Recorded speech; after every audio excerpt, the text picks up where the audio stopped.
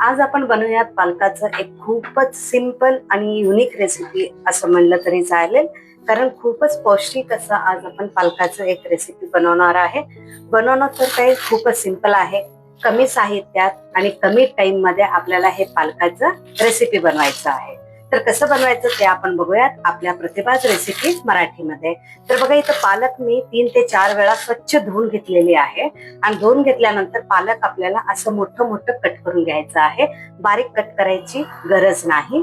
असं आपण पालक मोठं मोठं कट करून घेतलेलं आहे. आता सध्याला आपण हे पालक बाजूला ठेवूयात. आता आपण इथे घेऊयात तांदूळ. इथे मी 2 प्रकारच्या तांदळाचा वापर केलेला आहे. एक आहे बासमती आणि अजून एक आहे दररोजच्या वापरण्यात येणारं तांदूळ. तर इथे मी कोलम 1 कप घेतलेला आहे आणि बासमती 2 कप, असं इथे मी 3 कप तांदळाचं प्रमाण घेतलेलं आहे.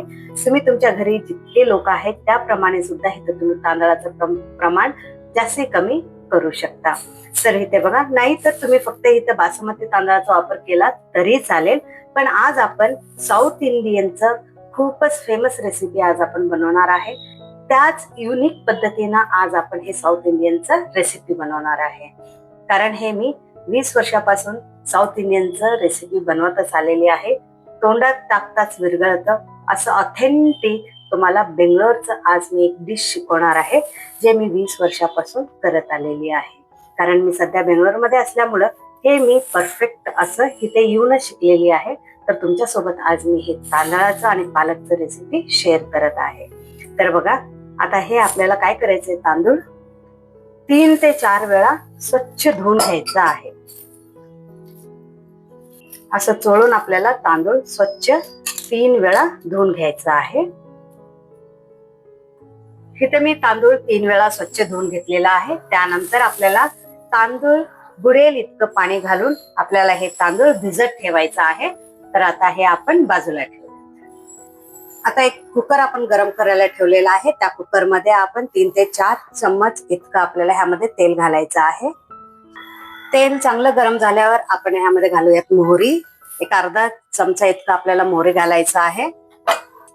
मोहरी चांगलं तडतडायला लागली की आपण ह्यामध्ये घालूयात असं उभं कापून घेतलेलं कांदा. इथे मी 3 कांद्याचा वापर केलेला आहे. आपल्याला इथं कांद्याचं प्रमाण थोडं जास्त ठेवायचं आहे आणि हाय फ्लेम वरती आपल्याला चांगलं इथं कांदा परतून घ्यायचा आहे. कांद्याचा कलर चेंज होईपर्यंत आपल्याला इथं कांदा परतायचा आहे. मध्ये मध्ये आपल्याला कांदा परततच ठेवायचा आहे. तुम्ही असंच ठेवला तर खाली करपून जाईल. त्यासाठी मध्ये मध्ये आपल्याला कांदा परततच नेक्स्ट काय करायचं ते बघूया. इथे एका मिक्सरच्या भांड्यामध्ये आपल्याला जे आपण पालक चिरून ठेवलं होतं ते घालायचं आहे. इथे मी अर्धी पेंडी पालकाचा वापर केलेली आहे. त्याचबरोबर 1 टोमॅटो आपल्याला असं चिरून घालायचं आहे. त्यामध्ये थोडंसं पाणी घालून आपल्याला इथं फाईन पेस्ट बनवून घ्यायचं आहे. अशा पद्धतीनं आपल्याला इथं पालकाचं पेस्ट बनवून घ्यायचं आहे. आपण हे सध्याला बाजूला ठेवूयात. इथे बघा, आपलं कांदा सुद्धा चांगलं परतलेला आहे. त्याला चांगलं लालसर असं कलर आलेला आहे. आता आपण ह्यामध्ये घालूयात बारीक चिरलेलं टोमॅटो. इथे सुद्धा मी 2 टोमॅटोचा वापर केलेली आहे आणि टोमॅटो सुद्धा थोडं मऊ होईपर्यंत आपल्याला इथं परतून घ्यायचं आहे. त्यासाठी आपण ह्यामध्ये घालूयात थोडंसं मीठ आणि हाय फ्लेम वरतीच आपल्याला इथं टोमॅटो चांगलं परतून घ्यायचं आहे. मीठ घातल्यानं टोमॅटो लवकर सॉफ्ट होतं आणि आपल्या रेसिपीला चांगलं टेस्ट सुद्धा येतं. अजून कोणी प्रतिभाज रेसिपी मराठीला सबस्क्राईब केला नसाल तर सबस्क्राईब करायला विसरू नका. तसंच शेअर करायला सुद्धा विसरू नका. कारण प्रतिभाज रेसिपी मराठीमध्ये तुम्हाला उत्तर कर्नाटकाचे रेसिपीज, त्याचबरोबर बेंगलोरचे म्हणजे साऊथ कर्नाटका रेसिपीज, त्याचबरोबर महाराष्ट्राच्या रेसिपीज तुम्हाला बघायला मिळतील. खूपच इझी मेथडमध्ये आणि कमी साहित्यात आपण आपल्या प्रतिभाज रेसिपी मराठीमध्ये रेसिपीज बनवत असतो. तर तुम्हाला प्रतिभाज रेसिपी मराठीमध्ये कोणते रेसिपीज बघायला आवडतील ते कमेंट करून सांगायला विसरू नका. आता आपल्याला गॅसचा फ्लेम बारीक ठेवायचा आहे. त्याचबरोबर आपण जे पालकाचं प्युरी बनवून घेतलं होतं ना ते घालूयात. त्याच मिक्सरच्या भांड्यामध्ये थोडंसं पाणी घालून घेऊयात. आता आपण गॅसचं फ्लेम हाय फ्लेम वरती ठेवूयात आणि ह्याला चांगलं शिजवून घ्यायचं आहे. कारण पालक आपण शिजवलं नाहीये, तर कच्चच पालकाचा आपण वापर केल्यामुळे इथं आपल्याला पालक चांगलं शिजवून घ्यायचा आहे. आता हाय फ्लेम वरती आपण इथं पालक 1 मिनिटासाठी चांगलं शिजवून घेऊयात. हे बघा, पालक 1 मिनिटासाठी चांगलं शिजलेलं आहे. ह्यामधलं कच्चापणा जे आहे ते सगळं गेलेलं आहे. आता आपण ह्यामध्ये घालूयात लाल तिखट. इथं बॅडगी आणि गुंटूर दोन्ही मिक्स करून इथं मी लाल तिखट कुटलेलं होतं, तर त्याचाच वापर करतेय. त्याचबरोबर पाव चमचा हळद. इथे मी अर्धा चमचा घरी बनवलेलं गरम मसाला घालतेय. हे आपल्याला चांगलं आता मिक्स करून घ्यायचं आहे. फ्लेम आता आपण ठेवूयात हाय फ्लेम वरती. चांगलं आपल्याला असं मिक्स करून घ्यायचं आहे. एक अर्धा मिनिटासाठी आपल्याला हे मसाले जे आपण घातलं होतं ते पालकासोबत आपल्याला शिजवायचं आहे. फ्लेम आपल्याला इथं हाय फ्लेम वरतीच ठेवायचं आहे. आता आपण ह्यामध्ये घालूयात चांगलं गरम केलेलं पाणी. तांदळाच्या हिशोबाने इथं आपल्याला पाणी घालायचं आहे. चांगलं उकळतच पाणी आपल्याला ह्या कुकरमध्ये घालायचं आहे. चांगलं एकदा मिक्स करून घेऊयात. आता टेस्ट बघून आपल्याला ह्यामध्ये मीठ घालायचं आहे. कारण टोमॅटो शिजवताना आपण ह्यामध्ये एक अर्धा चमचा मीठ टाकलेलं होतं. तर आता परत एकदा टेस्ट बघूनच आपल्याला ह्यामध्ये मिठाचा वापर करायचा आहे. ह्यामध्ये मी अजून थोडं मीठ टाकतेय.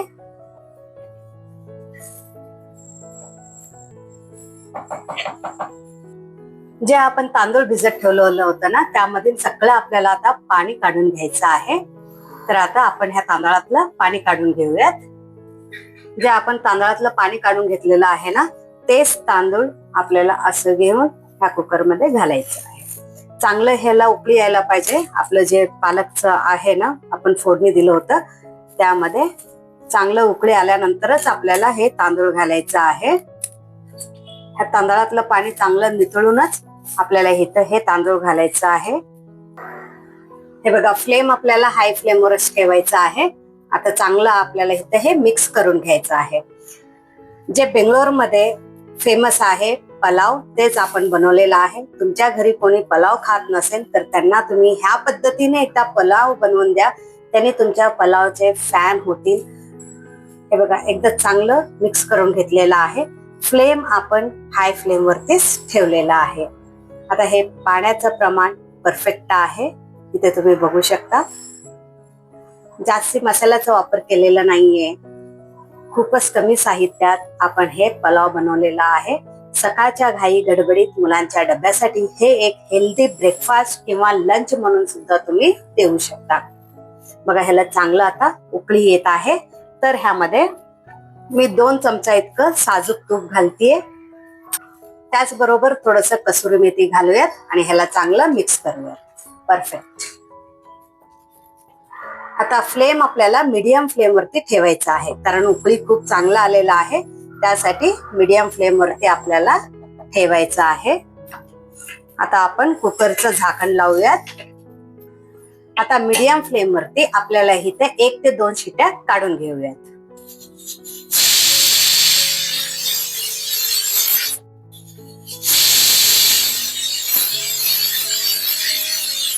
आता इथे कुकरचे 2 शिटी मी काढून घेतलेली आहे लो टू मीडियम फ्लेम वरती. आता आपण गॅस बंद करूया. त्याचबरोबर आता कुकर थंड व्हायला बाजूला ठेवूया. आता एका बाउल मध्ये बारीक चिरलेला कांदा आपल्याला घ्यायचा आहे. आता आपण ह्यामध्ये घालूया दही. फ्रेश दह्याचाच आपल्याला इथं वापर करायचा आहे. आता ह्यामध्ये घालूया थोडंसं दूध, चवीपुरतं मीठ, थोडंसं पाणी, बारीक चिरलेली कोथिंबीर.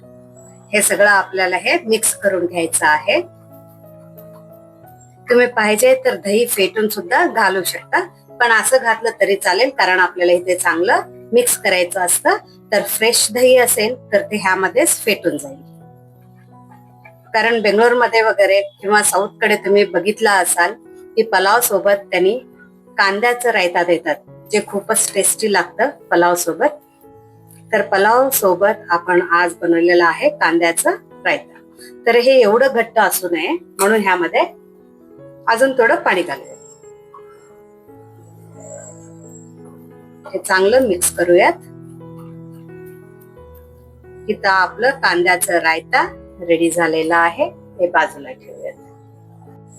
बघा कुकरचं विजल गेलेलं आहे. आता आपण हे काढून बघूयात. वाव, खूप चांगलं आपलं इथं हे पालक पलाव बनवून रेडी झालेलं आहे. तर तुम्ही बघू शकता किती सुटसुटीत आणि किती चांगलं आपलं हे रेसिपी बनलेलं आहे. तळाला सुद्धा थोडं सुद्धा चिटकलेलं नाहीये. इथं तुम्ही बघू शकता परफेक्ट आपलं हे रेसिपी बनलेलं आहे. हे बघा खूपच सुटसुटीत आणि हे जे ग्रेन सुद्धा तुम्ही बघू शकता किती चांगलं आलेलं आहे. सुपर. गरम गरम बेंगलोर साईडचं आपलं पालक पलाव बनवून रेडी झालेला आहे. ते तुम्ही बघू शकता किती सुटसुटीत आणि किती छान आपलं हे पालकचा पलाव झालेला आहे. बघेल त्यांनी म्हणणार नाही की हे आपण पालक पासून बनवलेलं आहे. इतकं सुटसुटीत आणि इतकं खमंग असं आपलं बेंगलोरचं म्हणजे साऊथ इंडियन पलाव रेडी आहे. त्याचबरोबर आपलं हे कांद्याचं raita. What a perfect combination. तुम्ही एकदा नक्की ट्राय करायला हवं. आजचं आपलं हे हेल्दी रेसिपी बनवून रेडी झालेलं आहे. तुम्हाला आज आपली ही साऊथ इंडियन रेसिपी कशी वाटली ते नक्की कमेंटद्वारा कळवायला विसरू नका. परत असंच भेटूयात आपण नवनवीन रेसिपी सोबत प्रतिभाज रेसिपी मराठीमध्ये. थँक्यू.